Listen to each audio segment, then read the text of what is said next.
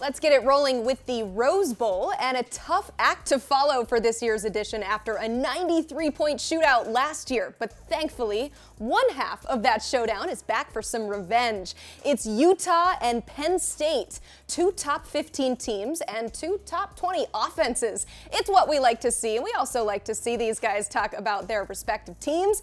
Let's welcome in Tyler Donohue of Lions 24/7 and Steve Bartle of UteZone. Guys, when we discuss the impact of a bowl win, it generally centers around momentum for next season. But these teams in particular, what would a Rose Bowl victory do for the trajectory of these two programs? Steve, start us off.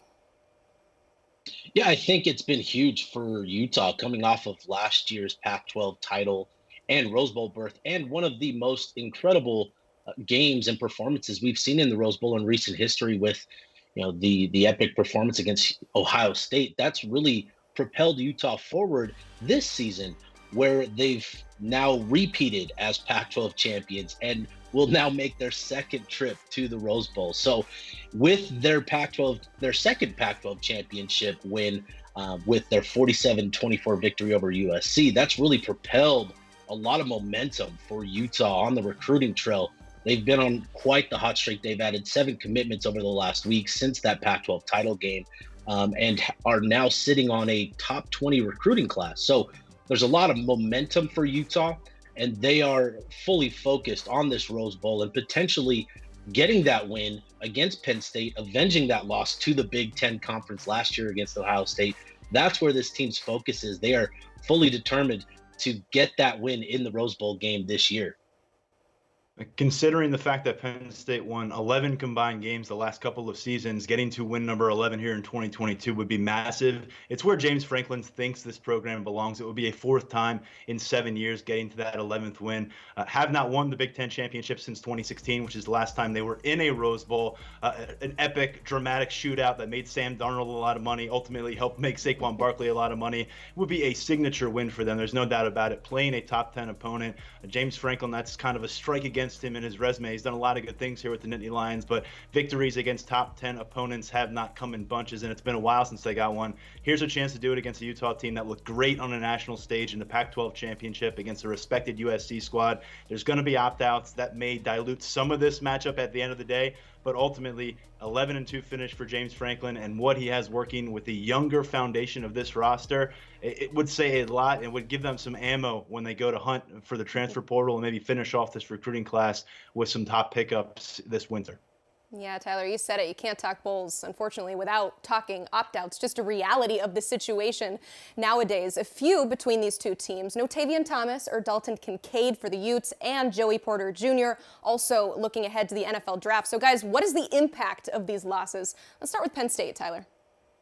I'll tell you what, if Joey Porter Jr. is the best cornerback I've covered with the Nittany Lions, but Kalen King is probably the guy who makes the strongest case to be in that consideration. Now, Joey Porter Jr., all over the All-American teams, he's primed to become the first ever first-round pick at cornerback out of Penn State, which I know surprises a lot of people considering the history of this program. But Kalen King, a sophomore out of Detroit, he was a lot of buzz around him as a freshman last year. This year, no player in Power 5 football had more pass breakups than Kalen King. The last few weeks of the season, inferior opponents, but he was this team's top cornerback with Joey Porter sidelined. That meant a lot more targets for him, and he made teams pay. I think there's a lot of buzz about him being an All-American player. If he goes out there and does it again, what has looked like a pretty potent Utah passing attack in recent games, it could send a strong message that just because Joey Porter is leaving campus, this cornerback room is still a force to be reckoned with. And Joey Porter also leaves behind a group that has Johnny Dixon.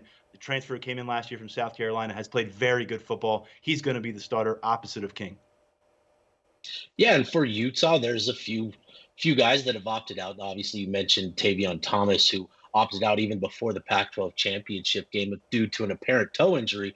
And then, since that Pac-12 championship game, we've seen Dalton Kincaid and Clark Phillips announced that they're going to forego their remaining eligibility to start their preparations for the NFL draft. Now, with Dalton Kincaid, this is more a case of health keeping him out of this game. If he were healthy, he would certainly be playing in this game. He suffered a back injury that got worse in the Pac-12 championship game. So for Dalton, it's more a case of health than simply opting out. As for Clark Phillips, the unanimous All-American at cornerback, that's going to be something that Utah is going to have to rely on the entire defensive unit, which has really come on strong for Utah down the stretch. And the good thing here for Utah is that they've had a cornerback room that they've rotated 3 guys, particularly Zemaiah Vaughn and Travis Broughton, have a good number of reps and experience this season, and they'll be relied on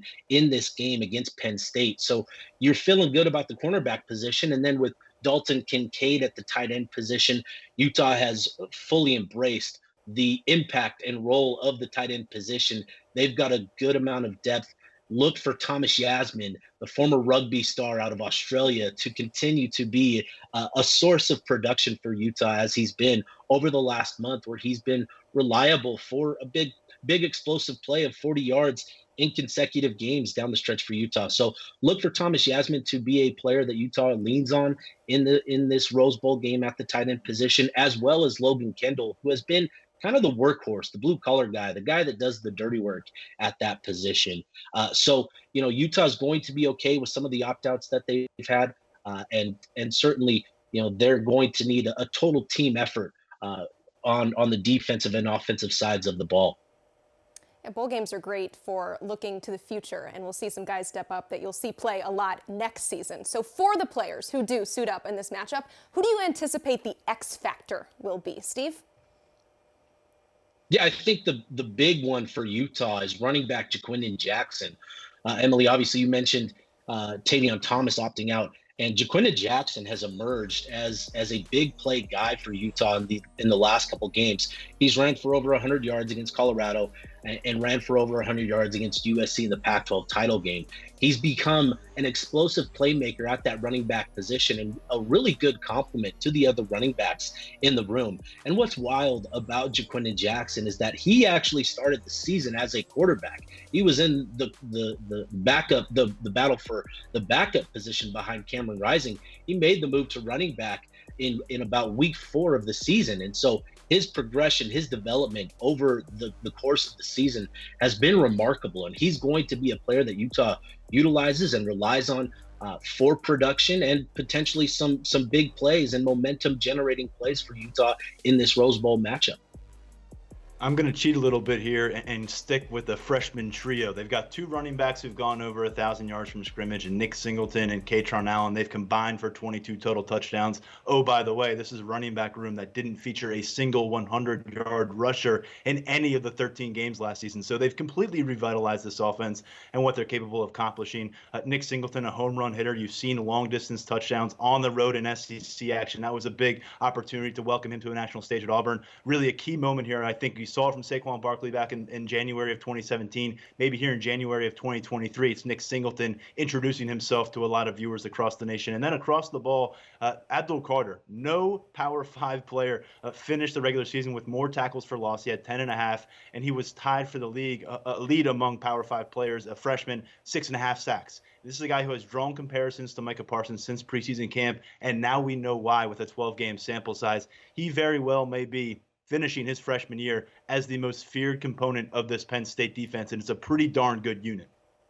All right, guys, a lot to look forward to in this game. Thank you both for your analysis. For more coverage of this game and all the off-season headlines, there will be plenty. Check out Lions 24/7 and UteZone.com.